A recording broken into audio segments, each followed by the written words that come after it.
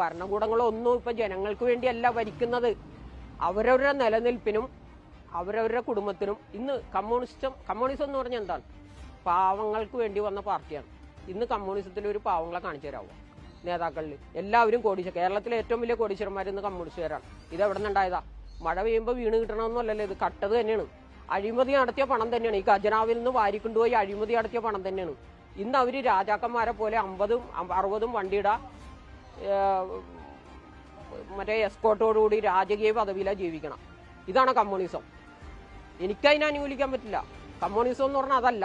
ഇവിടെ കേരള യാത്ര എന്നും പറഞ്ഞ് നടത്തിയിട്ട് എന്തോരം സ്കൂളുകളുടെ മതിലുകൾ ഇടിച്ചു പൊട്ടിച്ച് സ്റ്റേജിന്റെ വാതിക്കൽ ബസ് ചെല്ലൂലെന്നും പറഞ്ഞ് ഈ പുറത്തിറങ്ങിയിട്ട് നടന്നു പോകാൻ പറ്റാത്ത ആൾക്കാരാണെങ്കിൽ എന്തിനാ ഈ നാട് ഭരിക്കാനിരിക്കണത്? ഒന്നാമത്തെ കാര്യം, ഈ ഒരു MLA MP ഒക്കെ ആയിട്ട് മത്സരിക്കുന്ന ആൾക്ക് ഒരു വിദ്യാഭ്യാസ യോഗ്യതയും പ്രായവും മാനദണ്ഡമാക്കണം. ഈ അറിവും വിവരവും ഇല്ലാത്ത ഒരു ഭരണത്തിലേറിയതിന്റെ ഫലമാണ് ഇന്ന് ഈ രാജ്യം അനുഭവിക്കുന്നത്.